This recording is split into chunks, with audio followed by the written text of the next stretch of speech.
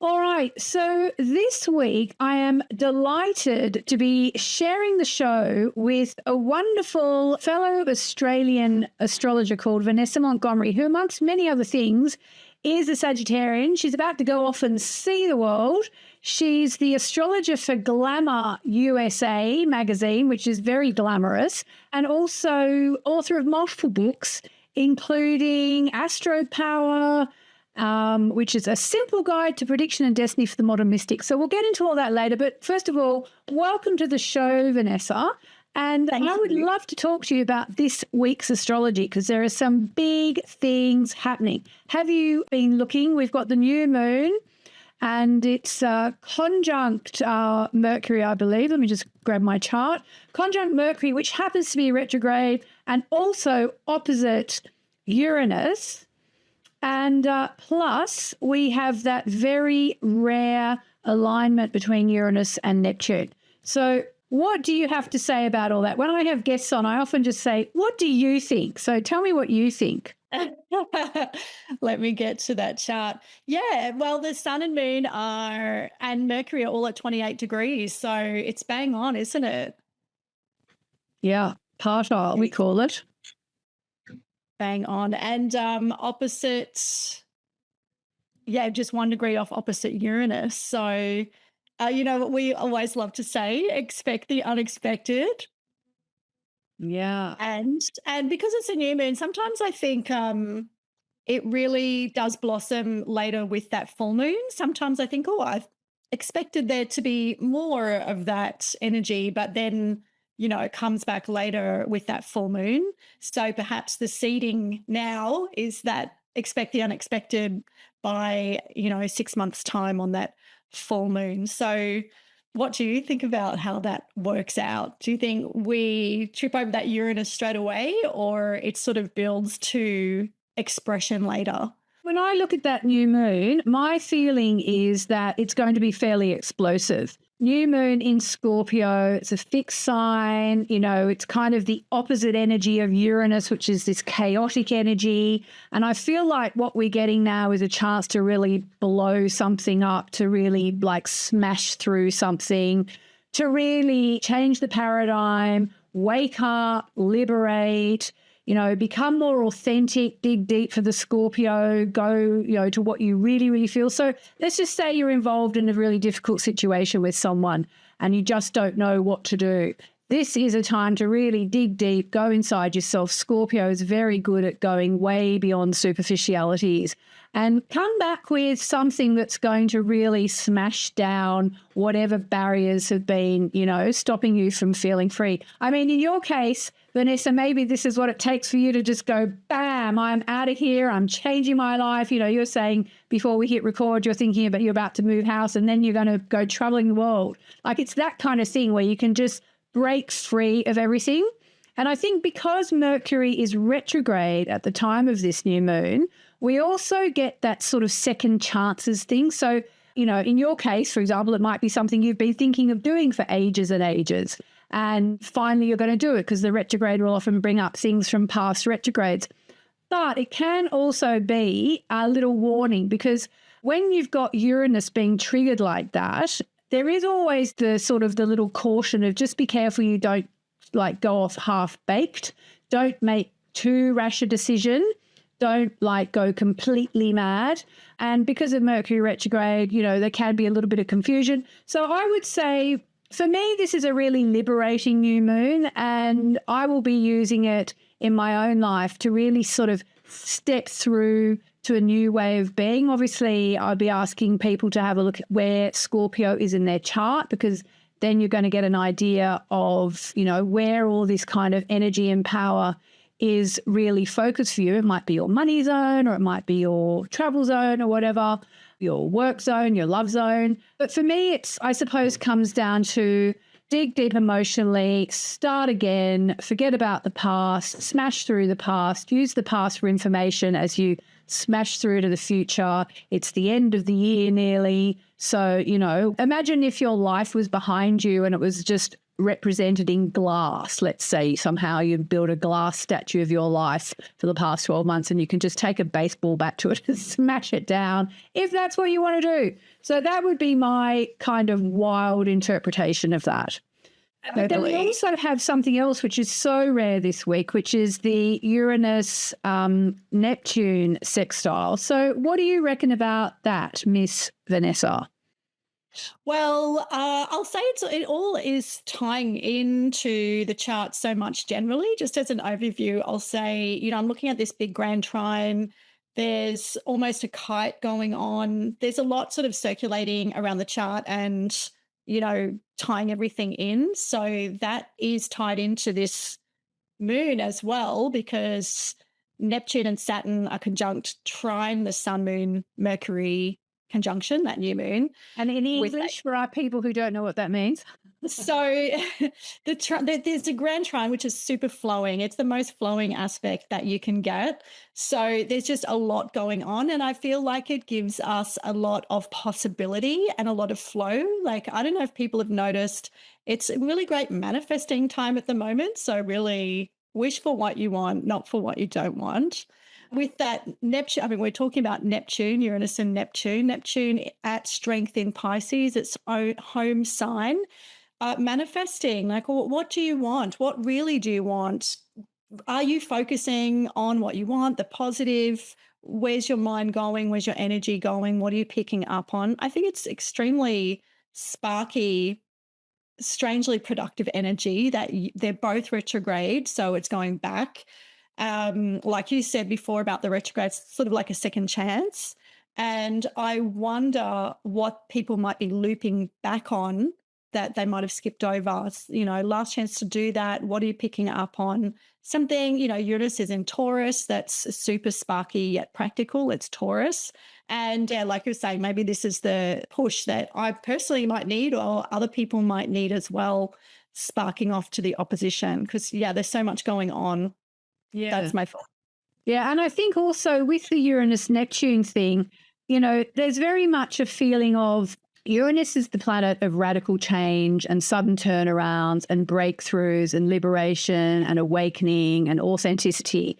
And I think making that beautiful aspect to Neptune, it can actually be something that if you're on the spiritual path, and a lot of people who listen to this podcast obviously are, if you're on the spiritual path, then this is a really good week to have a kind of a spiritual breakthrough, Neptune being the planet of spirituality and Uranus being the planet of breakthrough. So, I think we're at the end of this Saturn and Neptune in Pisces cycle. They're both retrograde in the sort of last-ish degrees of Pisces. We've had that energy for so long now. And I feel like that's been something that we've all seen coming through in the world. I don't know about you, but for me on social media, it's just become easier and easier and easier to teach all this so-called woo-woo stuff because people have really started to understand it. They've started to really integrate it. They've started to see it's not just woo-woo. If you can get a balance between the woo-woo and the work, as I call it, you can actually, as you were saying, start to manifest and so on. And it can be about visions. Neptune's very much a visionary planet. So for me, it's like in another way, as well as being that kind of breakthrough new moon where you can break through some old feelings or, dig deep and really, it can even be like, I suppose, really maybe the highest expression of this. I don't know. Tell me what you think. It's the end of the year. It's nearly the season of goodwill. We are all supposed to, even if we don't forget, we're meant to forgive. Like it could be with that Scorpio new moon opposite Uranus with Neptune and Mercury retrograde. Maybe it's literally a time to just smash down, upsets from this year and think, what, I'm moving past them. And like I said, sometimes you can forgive and forget and sometimes you just forgive. But maybe it is a good chance to sort of really have that breakthrough where you do come through to a bit more compassion and really start to forgive and forget. What do you reckon, Miss Vanessa? Yeah, I agree. I'm looking at the chart just thinking while you're speaking, it's like the last great stand. There's so much in water and earth before we switch, to this roaring air and fire era. What a shift of energy we're about to have. And with what you've said, I think that ties into this Mercury retrograde on the new moon too. It's like Mercury is going back to Scorpio. It's, what you need to maybe exhume and sort of kill off properly that's left, like resentments. It's I like was they're thinking the word grudge. grudge. Yeah, it's like the undead that you've just left there. You have to sort of go back, exhume it, deal with it, and put it to peace, rest in peace. And this is a really good opportunity for that. And I think whatever people focus on with it, they'll get a lot of traction, even if that's internally, that comes out in your energy into the world as well. So they're all varied. There's a lot of receptive signs. There's what, 1, 2, 3, 4, 5, 6, 7 planets in water, plus the North Node at the moment. So, let it go and let it flow. Yeah. So I feel like what we've said is quite hard to pin down. Like, I don't think, even though we've done our best, I feel like it's rather amorphous. And I'm wondering if that's because of the strong Neptune energy around, because I often find when Neptune's around, it doesn't always come down to, point 1, point 2, point 3, practical advice, practical energy, practical instructions. It's not really like that. I feel like when the energies are like this, it's actually, you just have to kind of go a little bit on instinct and just sort of, for me to break it down, it's like there's a chance to break through this new moon. There's a chance to release a grudge.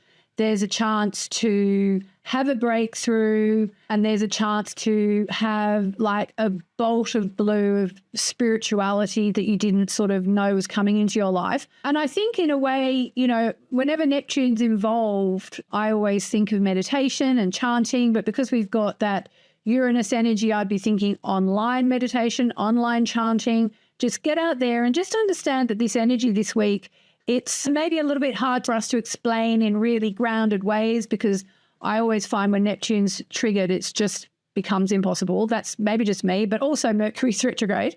But really just get out there. If you do Headspace, a lot of people listen to that app, or you have meditations, people in my members area, you have your monthly meditation.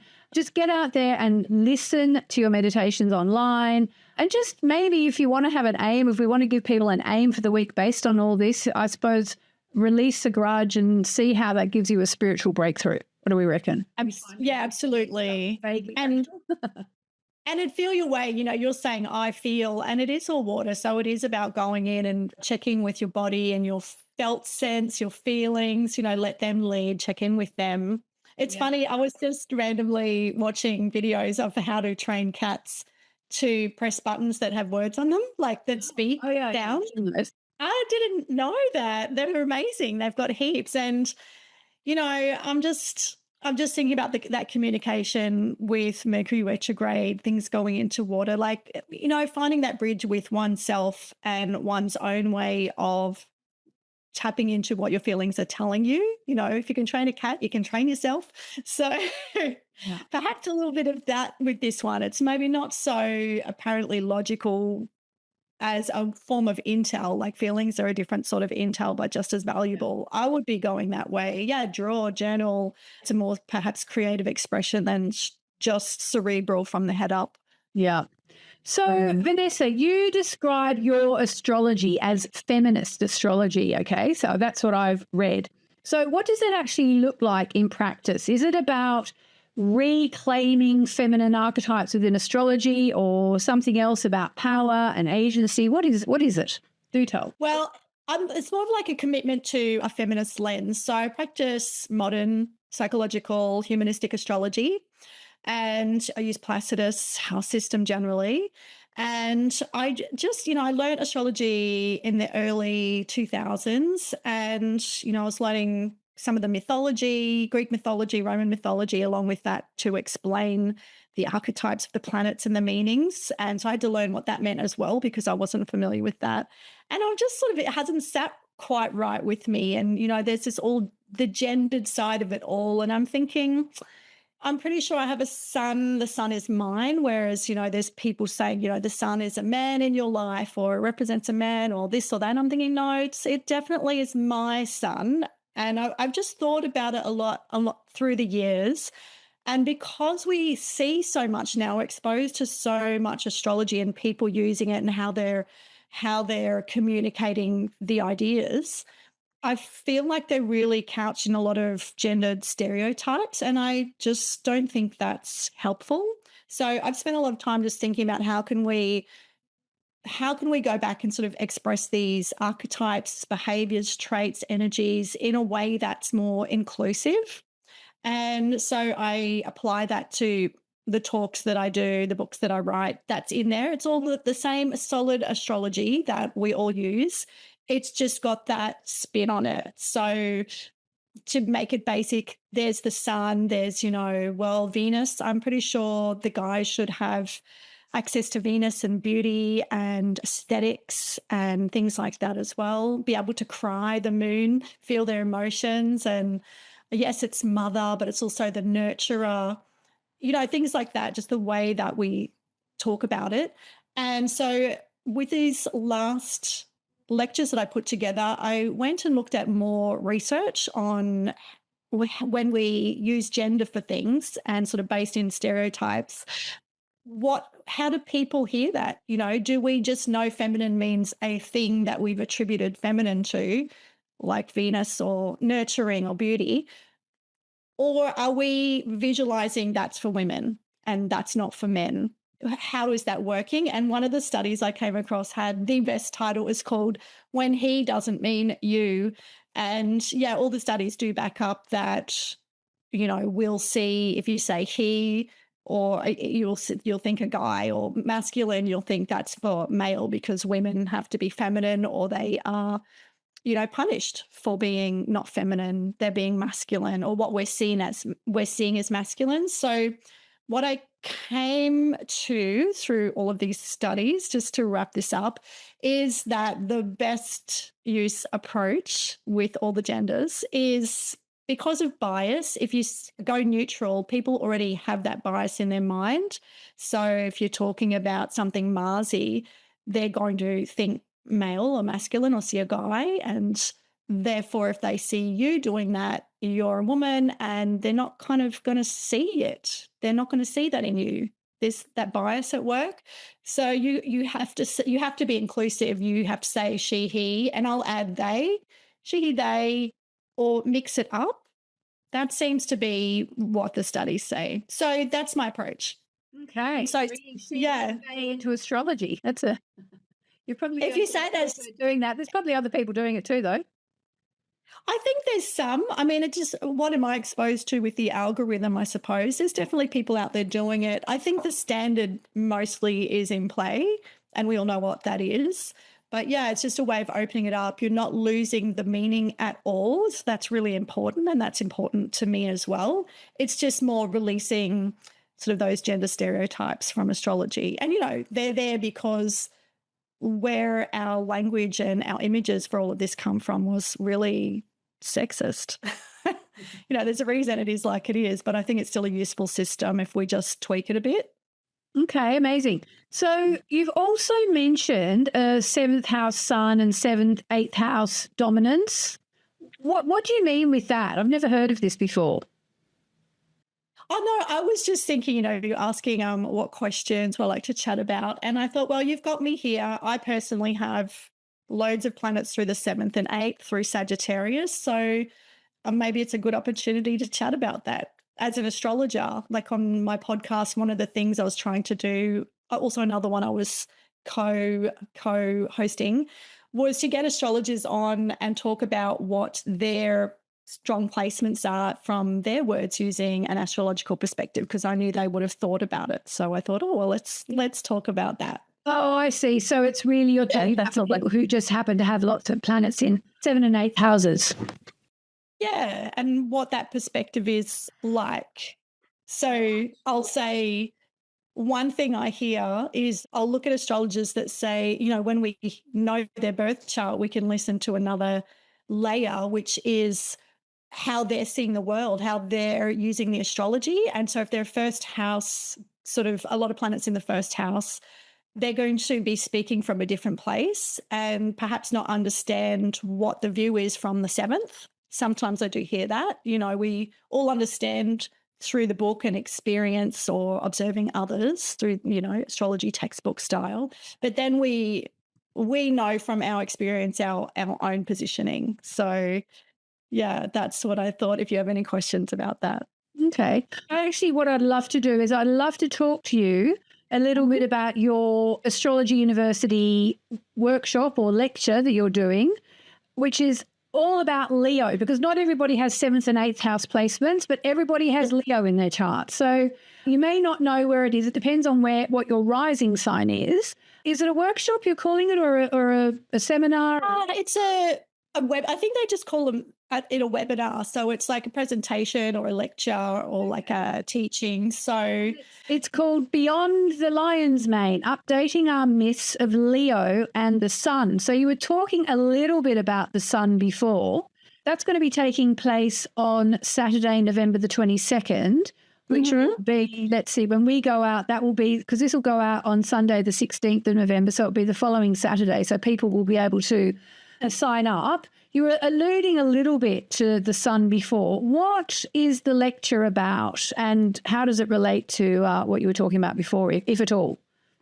So it does. It definitely does, this one. So this is from a series that I'm doing, just picking off little things that I hear regularly and think, oh, well, let's have a look deeper into that. Let's look at things that are just kind of based on myths and bust them. So I'm blowing this one of 4 out into a full lecture. So Beyond the Lion's Mane. Yes, we all have the Sun somewhere in the chart. We all have Leo in the chart. The Sun is the ruler of wherever Leo is in your chart. Those two parts are connected.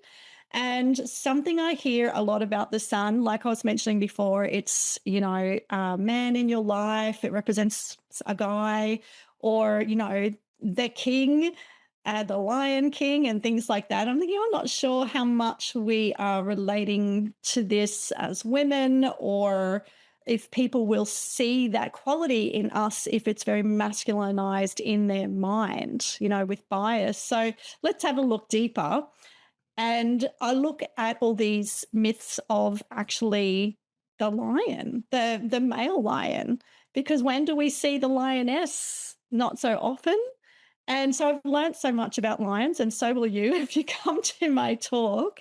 And it makes me think, how then do we change how we talk about this based on the actual reality of actual lions, based on the myth? That movie, The Lion King, that kids movie, that's total, obviously it's a kid's fantasy, but it really isn't based in reality, because there is no Lion King. They just kind of wander about and join a group of lionesses for, I don't know, 3 years maybe, and then they're booted out by another lion. And it's, I hear people talking about the harem, like the male lion owns or somehow controls or dominates this group of lionesses, and it's just not the case. The lionesses have strength in numbers. So, 1-to-1, if they, went head to head, maybe the lioness would lose, but they don't. They work as a group. They are matrilocal, they're matrilineal. They tell the lions when it's time to get, a bit spicy together. The lion doesn't call those shots, the lioness does. So, right. And you talk about lion bros and reply guys, and you've got to address this in your lecture. So how do those archetypes, what are they for people who don't know, and how do they show up in astrology? And, Yes. how can we talk about Leo energy around that? Well, it's more like the way we're looking at Leo and the Sun in astrology, and how we talk about it, how we might reflect on or see ourselves with that. So it was all inspired initially by a podcast called Lady Science, and they had a blog called Line Bros and Reply Guys. So that title grabbed my attention. I looked into it, and that's what got me started on this whole thing. So I looked for more, okay, let's have a look at some more lion bros, and how it's mostly men will talk about this sort of dominance of, lions, and therefore that sets up their reflection on themselves, and that men should dominate women somehow. Like somehow these two things support each other. But the thing is, it's based on a myth. So I sort of bring up some unexpected ones. So I'm looking at, okay, where are like major lion stories in our culture? Let's just start digging around them and see what we find. So I've made it so it's quite amusing actually. And again, just to bring up this idea of how do we talk about lions? How do we talk about Leo, the sun? How do we express our sun in which case? We're not going to, as women, we're not going to be this big lion bros. Like, how do we talk about that? How do we apply that in reality? And I'll say also, before that, I was getting a lot of millennial clients, millennial straight women clients. And what I was noticing was they were not centering in themselves, in their sun. So say if someone had a sun where you're meant to shine and develop yourself in the 10th house, career, very public, real boss woman, they were projecting that onto their male partner and wondering why things weren't working out. And that really was the seed for all of this. So it's just kind of been percolating in the background. And I saw this funny blog and thought, okay, let's do a talk on that and start to really unwrap it and poke around.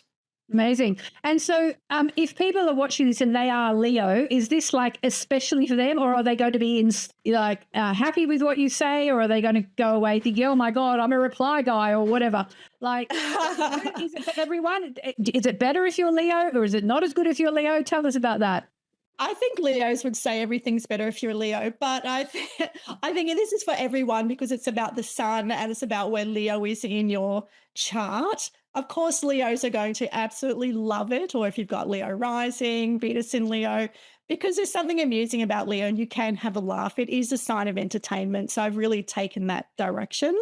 It's definitely more for women. I had guys come to my talk and they did get a lot out of it at the English conference. And someone gave me a great review, which was interesting to hear from his perspective.